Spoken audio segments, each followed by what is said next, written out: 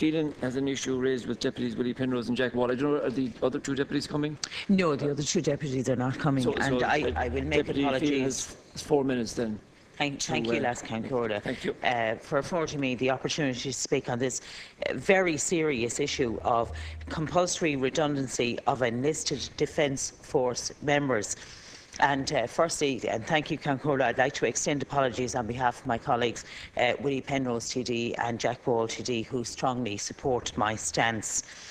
Minister, I am aware that negotiations are ongoing between PD Fora and officials within the conciliation and arbitration section of your department. However, time is of the essence in respect of this issue, and this issue is causing much distress in my constituency and particularly in Kilkenny. The compulsory redundancy of enlisted Defence Force members, which is based on an upper service limit of 21 years, means that those recruited into the force in 1994 and post-1994 stand to be discharged on the 10th of April next year. These troops will generally be in their mid-30s to early 40s and will have high mortgages, loan repayments and childcare costs, as well as having young families who need to be supported, many of whom I know are already reliant on the state subsidy of family income supplement. Therefore, this is not just an economic matter, but indeed a very serious social matter. Continuing in employment is of vital importance to them and to their families. Naturally, the renewal of contracts is based on meeting eligibility criteria, including high fitness and medical standards, all of which I agree with, Minister. As well as meeting the criteria, members must also complete service duty abroad and have reached the rank of sergeant through the completion of the NCO course. Because of the recession and subsequent closure of the barracks in Clonmel, there was an influx of transfers into Kilkenny. This has resulted in a reduction in availability on the NCO course. Most NCO courses have been oversubscribed to, meaning that despite having met the other relevant standards, they are unable to make the rank of sergeant due to lack of vacancies. Post-94 personnel under the rank of sergeant cannot reach their maximum pension, which is 31 years service, as a consequence. I am not suggesting for a moment that such criteria should be deviated from, but I do feel a degree of flexibility will have to be shown. Put simply, Minister, it does not make sense to me in a situation where a serving member of the Defence Services will be discharged after completing 21 years service, having passed all the relevant fitness tests and medical tests, and in some instances may be qualified technicians. It also does not make sense for a pension and redundancy package to be paid on this position, only for the position to be refilled by somebody else, meaning that a pension, a redundancy package and a salary is being paid by the department for the one post. Through the training technician scheme, the re-enlistment to undergo the trained technician training takes place 7 and 8 years after joining, and 12 years service may have been delivered by the time they are fully trained. As a consequence, the max service a fully trained technician will serve is only 9 years. Therefore, I would fully support PD4's call to have an upper service limit of 50 years for privates and corporals, which in turn is more logical and will create much greater dividends. In no other sector of the public service are service periods limited to 21 years, and I look forward to the Minister's reply. Thank you. 4 minutes. Can I thank the deputies for raising this, or Deputy and Phelan rather, for raising. My colleague, the Minister of Defence, is aware of the interest in this issue and has recently spoken on it in the House. I will commence by outlining the background to the present upper service limit applicable to personnel who enlisted in the Permanent Defence Forces post January 1, 1994. Due to the robust nature of many military operations and their attendant physical training regime, personnel are exposed to a unique range of challenging environments.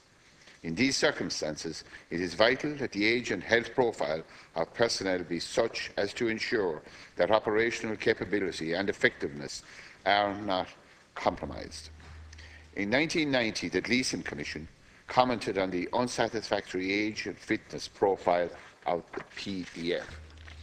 Thereafter, as an in-depth study of the Defence Forces by Price Waterhouse Consultants in 1994, who had been engaged by the Efficiency Audit Group, expressed severe criticism of the age profile of the Defence Forces. The EGA's report was accepted by Government in 1995. The findings of this report reflected the serious concerns which the military authorities had held for a number of years in relation to the age profile of the Defence Forces. The present terms of enlistments for general service recruits arose from the criticism in the EAG report. One of the key areas identified for urgent action by the EAG was the development of manpower policy with an emphasis on lowering the age profile of permanent Defence Force personnel. In an effort to alleviate this situation, the Government has already decided in 1993 to enlist personnel on a 5-year contract basis. Following consultation with the Permanent Defence Forces other ranks Representative Association, PD4A, in 1997, agreement was reached with PD4A on a new manpower policy for the Defence Forces. This policy, applying to personnel enlisted after the 1st of January 1994, provided that services for private soldiers would initially be for 5 years, with the option to be extended to a maximum of 12 years, subject to meeting standards of medical and physical fitness and conduct. Longer periods of service were envisaged for non-commissioned officers. In 2004, PD4 submitted a claim under the Conciliation Arbitration Scheme for a further review of the terms of service applying to personnel enlisted in the Permanent Defence Forces after the 1st of January 1994. A set of criteria was agreed with PD4 to provide longer careers for those who enlisted post-January 1, 1994, while continuing to address the Government objectives of having an appropriate age profile to meet the challenges of a modern defence force. The criteria require that any person re-engaging after 12 years' service must be able to continue to operate at their current level, both at home and overseas, on an ongoing basis. Re-engagement is subject to the individual soldiers meeting specified criteria in regard to physical fitness, medical category, successful completion of military courses of instructions, service overseas and conduct rating. The maximum service period for these personnel is as follows. Enlisted personnel up to including the rank of corporal and equivalent Navy service rank may not serve beyond 21 years service. Enlisted personnel in the rank of sergeant may be permitted to continue in services up to the age of 50 years. Enlisted personnel in all higher ranks may serve to the age of 56. Sorry to interrupt, Minister. The time is up. Could I suggest that you give the rest of the reply to the second period? Okay. Deputy Phelan, you have another. Okay. Thank you, Minister, and thank you for your reply. And enlisted personnel in the rank of sergeant, and therein lies the difficulty, because of the influx of the other people and because of the moratorium. The people who need to reach that level have not been able to do so. And many of the Defence Force members are skilled in certain areas that simply won't just transition into any type of work outside the Army. They will be forced to avail of job seekers' benefit for a period of 9 months at a single rate of €188 per week, which accumulates to 1.1 million. The cost to the Exchequer in replacing 100 to 120 post-94 corporates and privates will run into 1.3 million. in pension costs and a once-off payment of 2.1 million in gratuity payments. It has been calculated that the state would benefit by 20,000 per individual if they remained in the service as opposed to being discharged. Apart from the economic impact this will have on members and their families, what about the social impact? And it is an area that is causing huge distress. I accept the medical criteria and I accept the criteria that's been put forward, but I don't think it was envisaged that people or men of, between mid-30s and very early 40s would be going to try to back out into the workforce. We know the difficulties that are in the workforce even at the moment.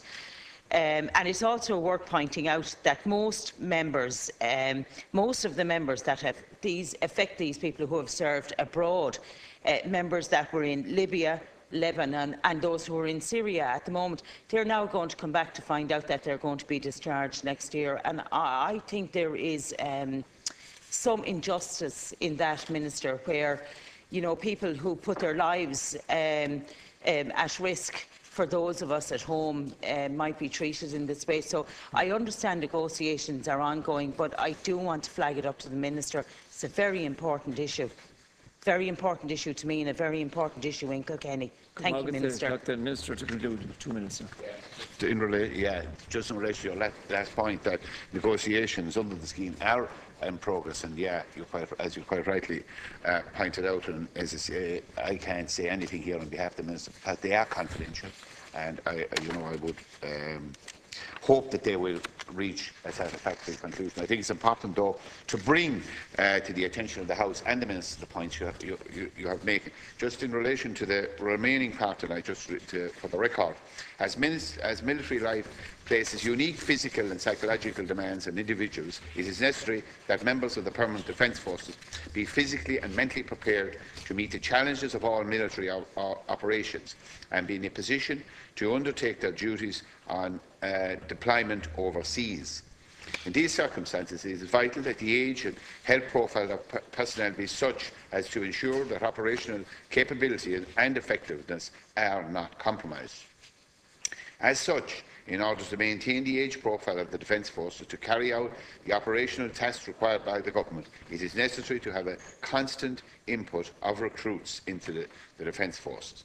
The maximum age for personnel who have enlisted in the Permanent Defence Forces in post-January 1, 1994 provides the mechanism through which a satisfactory age profile can be achieved. So if that helps you in any way, thank you. Thank you very much, Minister. And item number 2, the variety